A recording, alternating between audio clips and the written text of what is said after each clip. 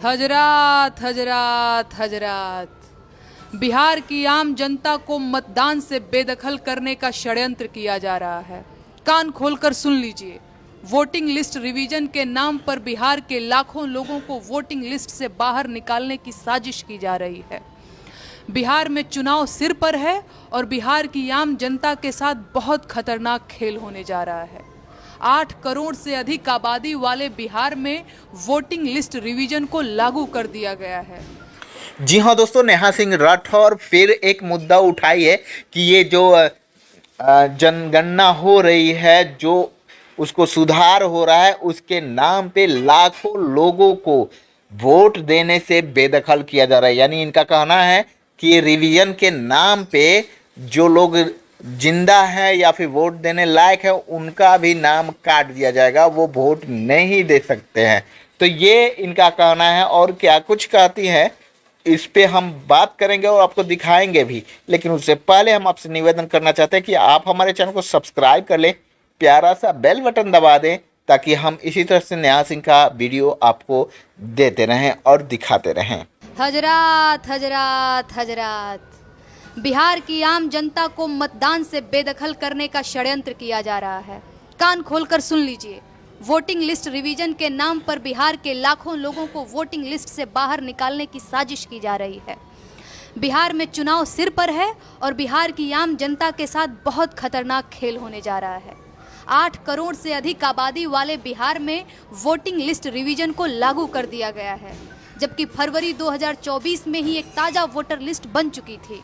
इन दिनों केंद्र और राज्य सरकारें तथा चुनाव आयोग मिलकर देश और खासकर बिहार में रह रहे दलित, गरीब, पिछड़े, अल्पसंख्यक और जनजातीय लोगों को उनके इस मूल अधिकार से वंचित कर लोकतंत्र का गला घोटने की साजिश कर रहे हैं।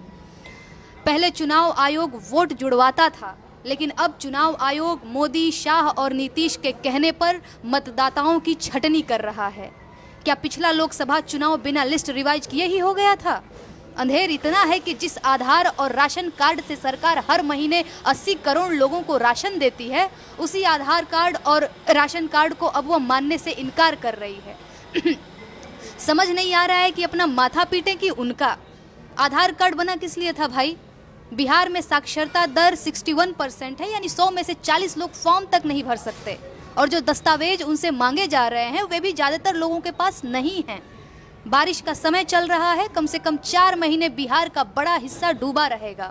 ऐसे में लोग अपनी जान बचाएं, अपने पालतू जानवरों को बचाएं, अपना घर संभालें या कागज जमा करें।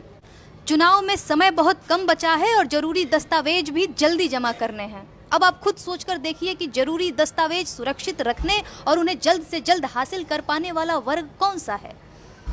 क्या बिहार के गरीब किसानों और दिहाड़ी मजदूरों के आधार कार्ड और राशन कार्ड को वोटिंग के लिए अमान्य बता देना उनके साथ अन्याय नहीं है? दरअसल ये पाप है और सरकार इस पाप की भागीदार है। उसे इस पाप का दंड जरूर मिलेगा। पूर्णिया के एक चुनाव अधिकारी ने अपने बयान में कहा है कि आपको नागरिकता प्रमाणित करने वाला दस्तावेज देना होगा। क्या इससे यह साबित नहीं हो रहा है कि यह एक नया नागरिकता अभियान है? क्या यह नागरिकता रजिस्टर बनाने की तैयारी है? और क्या सिर्फ 1 महीने के इतने कम समय में 8 करोड़ लोग अपने सारे कागजात जमा कर पाएंगे? दरअसल ये चुनाव की तैयारी नहीं, व्यवस्था जन्य भ्रष्टाचार है। सरकार और चुनाव आयोग मिलकर बिहार की जनता को उनके वोटिंग अधिकार से बेदखल करना चाहते हैं और बिहार को पहले से ज्यादा बर्बाद, खस्ताहाल और असहाय बना देना चाहते हैं। केंद्र की बीजेपी और राज्य की नीतीश सरकार चुनाव आयोग के सहारे साजिशन उन जातियों को वोटर लिस्ट से बाहर करने पर तुले हुए हैं जो उनके लिए बिहार चुनाव में चुनौती बन सकती है। यह वही साजिश है जो उत्तर प्रदेश में विधानसभा चुनाव 2022 में अपनाई गई थी। मैं ये बात बार बार कहूंगी कि बिहार में वोटिंग लिस्ट रिवीजन के नाम पर खुलकर सोशल इंजीनियरिंग खेली जा रही है, जो कहने को तो सबके लिए है, लेकिन निशाना सिर्फ उन्हीं पर है जो हमेशा से सरकार की आंख में चुभते रहे हैं। ये एक सुनियोजित षड्यंत्र है जिसका मकसद बिहार चुनाव से पिछड़ा, अति पिछड़ा, दलित, मुसलमान और भूमिहीन आबादी को वोटिंग लिस्ट से बाहर करना है।